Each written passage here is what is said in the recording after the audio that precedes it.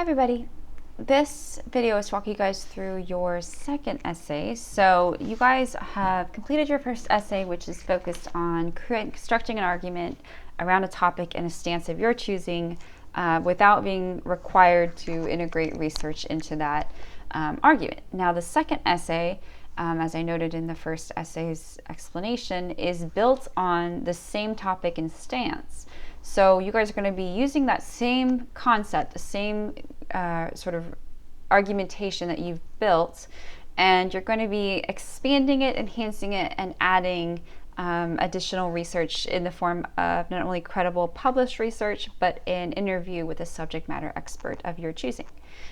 So the prompt is simple. You're going to create an essay that expands on your first essay's argument with ample research to support your claims. Again, you must keep the same topic and stance as the first essay. This is absolutely required. You cannot change it. And you have to have at least 3 sources in your essay. One of those must be your in-person interview. So the goal here is to help you expand and further support your argument with credible published research. So when you integrate research or you integrate quotes from published sources or from an interview source, what that does is it adds credibility to your argument. So for example, if I made an argument about why we should legalize marijuana, but then I grounded it in the fact that we need to have nationally legalized marijuana for medicinal use. And then I added in research from published studies about how it eases suffering for, say, cancer patients. And then I added a testimonial from a cancer patient who did receive medicinal treatment versus someone who didn't.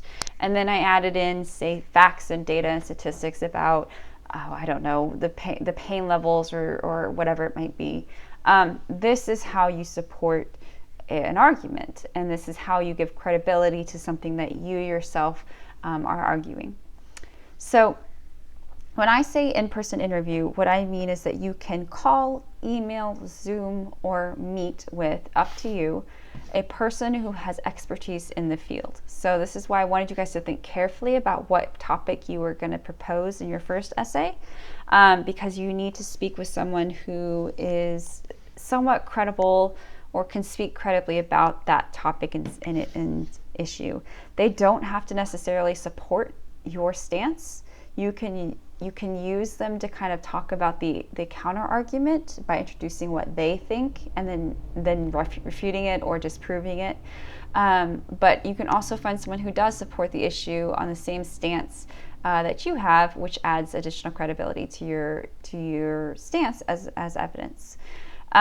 So this could be a professor, it could be someone in medicine, it could be a nurse, a doctor, it could be someone in the legal field, someone who is, a religious figure or a lawyer, or there's all kinds of people. What it can't be is just your friend or someone in, say, your family who has a thought or an opinion about the same topic. So if you're going to talk about, nuclear energy, while your friend's opinion may be valid, it's not a credible subject matter expert on the issue. So you do need to find someone who can speak about that issue in that respect. It could be, say, a former teacher, a principal, anything like that.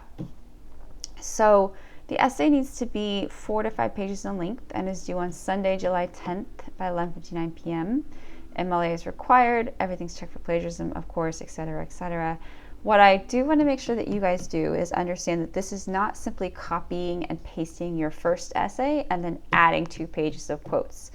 You need to materialistically enhance, revise, and update your argument with this additional support. So I should see your evidence, quotes, statistics, things like that, woven throughout your argument from beginning to end, and you should be revising your argument along the way. So again, what I don't want to see is you copying and pasting your first essay and then just adding 2 pages. This needs to be materially revised content so that it is enhanced and improved and strengthened by the addition of this research. This, of course, should have all the same parts of an essay as usual: the thesis, the main ideas, the reasons, the evidence. Still have the opposing views with the refutations. Make sure you have the proper number of sources and a conclusion. So you're going to have two parts to your grade, and one of them is going to be an annotated bibliography. So annotation, of course, just means that you're basically, in essence, taking notes on something. So the research that you do, you're going to create annotations for those, and there's a whole assignment that you'll do where this is all explained in detail. But you're going to do an annotated bibliography, so that is going to be, I believe, 20% of your essay grade.